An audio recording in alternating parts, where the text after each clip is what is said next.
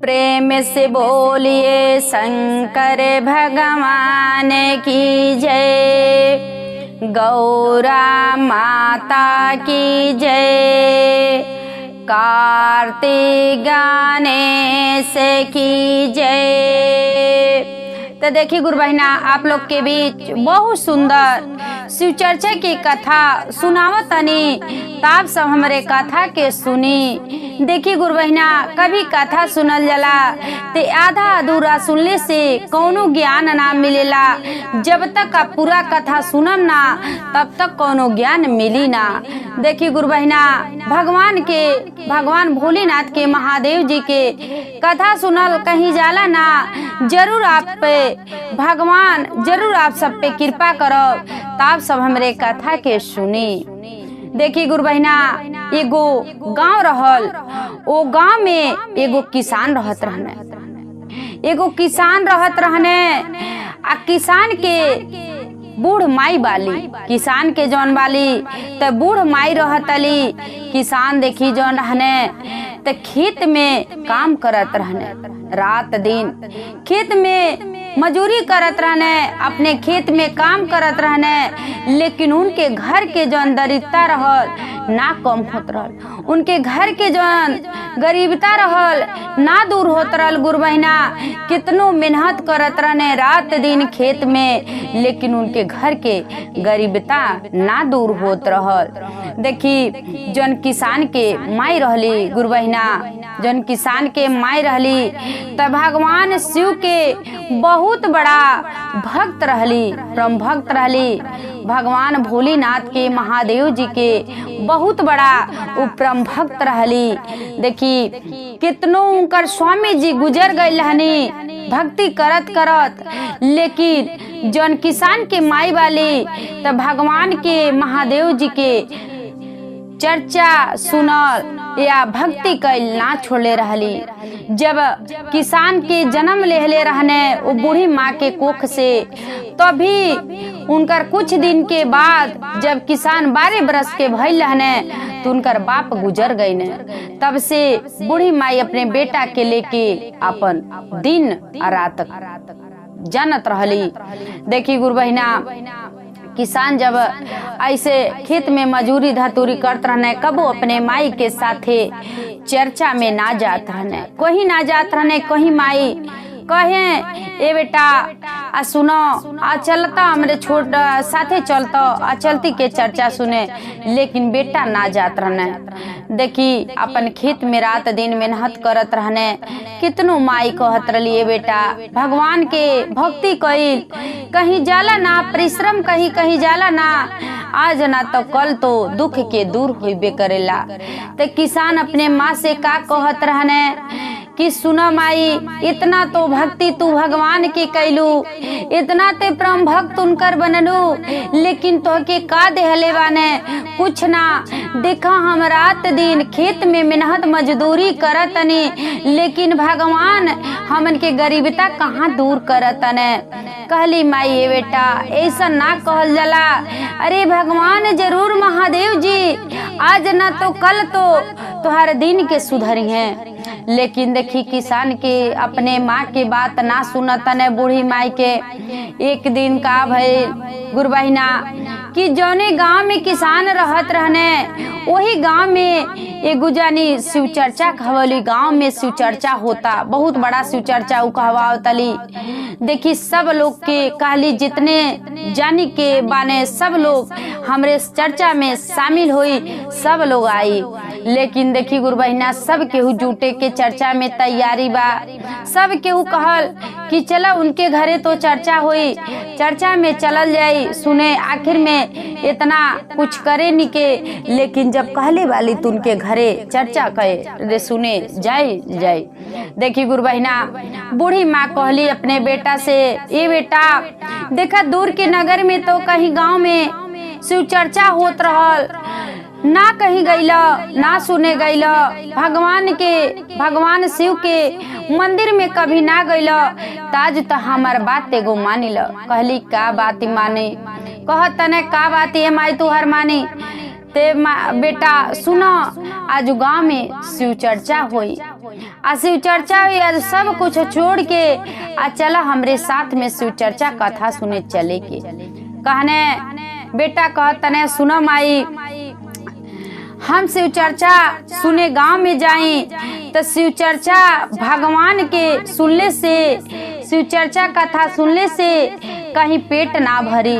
भगवान के पूजा कैले से, शिव चर्चा कैले से पेट ना भरी। हम ना जा कि देखा माई रात दिन तो तू जब भी मन करेला तबे जालू, भगवान के भक्ति करे जालू, चर्चा सुने जालू, लेकिन भगवान गरीबता ना दूर कैले बाने। तो हम चर्चा सुनले से हमर का पेट भगवान भर दी है। हम चर्चा सुने ना जाए कि हम खेत में रात दिन काम करी कि चर्चा सुनले से ही पेट में भर जाई। हम ना चर्चा सुने जाए।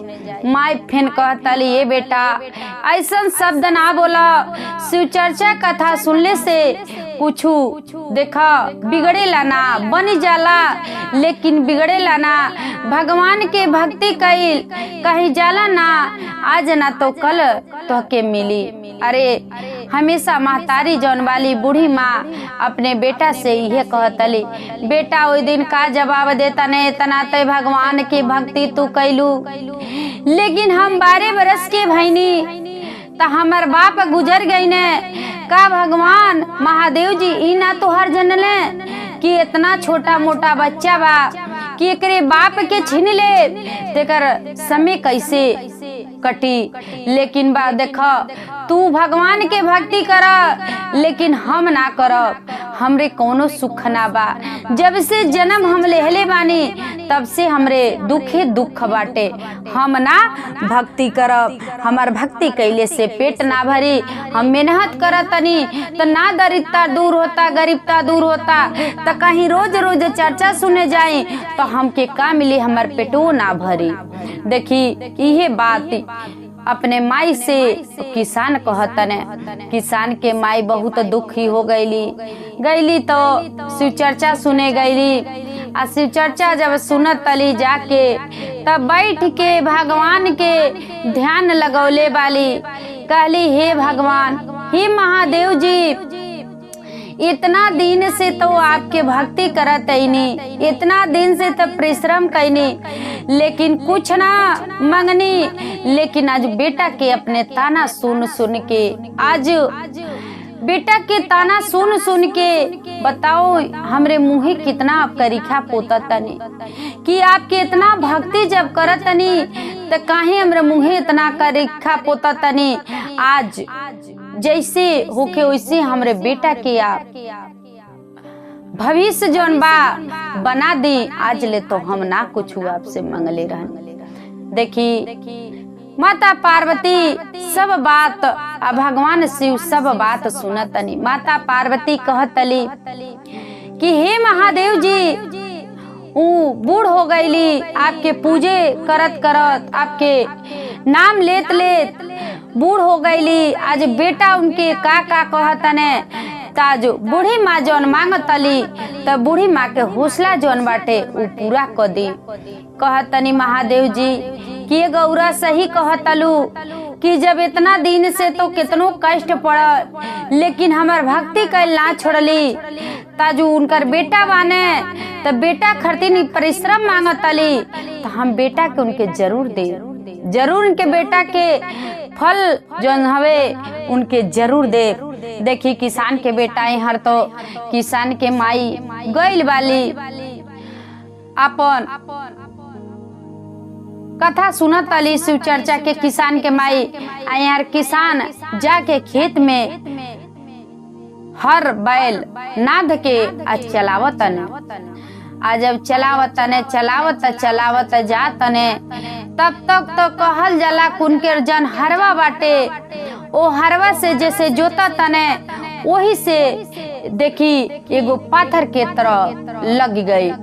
आ जब पाथर के तरह लगल गुरबहिना तो ही जा उनकर हर रुक गई, वही जा उनकर हर रुक गई। आ जब हर रुक गई बा तो वही जा बैले के खड़ा करके लगने खोदे। देखी खोदत खोदत गुरबहिना एगो उनके इतना बढ़न के सुराही मिलल, घड़िला मिलल इतना बढ़न के। जब घड़िला मिलल बा तो घड़िला में देखी जब खोला तने तो देखा तने ओमे अन्य प्रकार के देखी सब कुछ हीरा जेवर जेवरात सब भरल बाटे। ओमे सब कुछ भरल बा। घड़िला पौने तक किसान सोचे लगने लगता हमार माई रोज रोज जाली भगवान के भक्ति करे ते उन्हीं के फल ही हवे, उन्हीं के भक्ति कैला हमके भगवान शिव देहले बानी। देखी भगवान शिव देहले वहाँ से जब घड़िला किसान लेके आयल बने आ घरे आयल बने किसान के माई शिव चर्चा कथा सुन के अली तो अपने माई से कहतने ए माई सुना तो से एगो बात हम कहतनी। आज हम खेत में जोतत रहनी, रोज ते हर चलावत रहनी, कहीं कुछ ना मिलत रहल। आज हम हर चलावत रहनी, हमके एगो सोने के घड़िला मिलल बा आ वही में सन्य प्रकार के जेवर भरल बा, सब कुछ भरल बाटे कि ये माई ई तो कहली ए बेटा तो से ते हम कहनी कि भगवान के पूजा कैले से परिश्रम कैले से कहीं जाला ना। भगवान भोलेनाथ के महादेव जी के भक्ति कैल कहीं जाना ना, आज ना तो कल तो जरूर मिलेला। तो देखी गुरु बहिना जब माई बेटा लोग अब देखी घड़िला पौले वालो महादेव जी जान गईल वाली कि केहू ना देले बा, ई हमार भगवान शिव देले बानी। काहे से हमार बेटा कहत रहने कि इतना मेहनत मजदूरी इतना मेहनत ते करतनी लेकिन गरीबता ना दूर होता। ताज भगवान शिव हमन के गरीबता के दूर करे खातिर ई देहले बानी। देखी दोनों जानी पा के लो बहुत खुश बालो आ भगवान के लोग नाम लेता लोग आ कहता लोग हे भगवान। बूढ़ी माई कहतली हे भगवान हमरे बेटा के तो जौन कहत रहनी उनके साथे चमत्कार आप कैले बानी, ते देखी चमत्कार कैले बानी तो हमारे बेटा के ऐसे हे भगवान भोलेनाथ आगे बढ़ाई। हम तो बूढ़ हो गई नी, हमारे स्वामी जी गुजर गई नी, लेकिन हमारे मर गईले पे भी हमारे बेटा के अब साथ दे। देखी अब वो किसान के माई किसान कहने ए माई अपने घरे भी तू शिव चर्चा कथा कहवाव, आम सब कुछ के सामान ले आवतनी। देखी अब किसान के माई मिल के लो घरे भी शिव चर्चा कथा कहवाव लो, प्रसाद बांटल लो। अब जहाँ भी शिव चर्चा होके कुछ भी होके तो किसान वहाँ पहुँच जात रहने, किसान वहाँ पहुँच जात रहने, सब काम छोड़ के अगर जान जात रहने कि वहाँ शिव चर्चा होता तो वहाँ शिव चर्चा कथा सुनी चल जात रहने। अब प्रतिदिन अब का करत रहने नहा के एक लोटा जल लेके जौन गांव के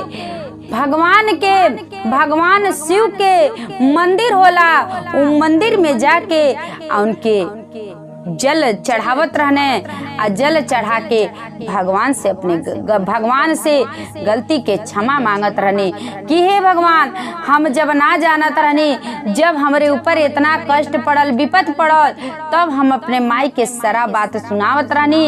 हे भगवान हमरे गलती हुई जवन वो गलती के हमरे क्षमा करब, अब से हमरे साथ में कब हम आपसे गलती ना करब। देखी अब हम जान गईनी कि भक्ति कैल कहीं जाला ना, आज ना तो कल दुख पड़ेगा ला।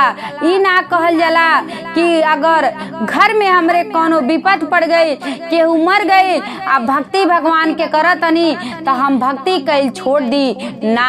अरे भगवान तो एक परीक्षा लेते हैं कि देखी हैसी उनके घर में हम बिगड़ले बानी तो हमार भक्ति कैलू छोड़ देता लोग कि करता लोग। तो देखी कुर बहिना उ किसान कि माई जो रहली तेतना भक्ति करत रही, भगवान के बहुत बड़ा परम भक्त रहली। कितनों उनके ऊपर दुख पड़ल, कष्ट पड़ल, लेकिन भगवान के शिव के कबो भक्ति कैल ना छोड़ली भोलेनाथ के। तो लेकिन बूढ़ हो गईली, कितनों उनकर बेटो भी कुछ कहने, लेकिन भक्ति कैल ना छोड़ली, कबो कुछ ना मंगले रहली। लेकिन लास्ट में हुए अपने बेटा खरतीन मंगली, कहली कि इतना हमरे बेटा के जन गरीबता बा, वो गरीबता के आप दूर कर दी कि बहुत हमरे बेटा के कष्ट होता। ओ तो देखी गुरु बहिना, जब बूढ़ी माँ अपने बेटा के लिए मंगनी, उनकर गरीबता दूर हो गई बा। तो आप सब गुरु बहिना देखी, जब से उ किसान के माई कष्ट कटले बाटी, किसान के माई कष्ट काट के पूजा पाठ कैली, तो किसान के देखी कैसी कष्ट कट गईल बाटे। तो गुरु बहिना हमरे कथा के अगर अच्छा लगल हुई तो आप सब कमेंट बॉक्स में हर हर महादेव आप सब लिखब। देखी गुरु बहिना, भक्ति कैल कहीं जाला ना, अगर प्रेम से भगवान शिव के भक्ति करतनी तो जरूर आप सबके जरूर मिली। ऐसा ना बा कि भक्ति कैल कहीं जाला, कहीं ना जाई, सब आपके भगवान महादेव जी सब देनी।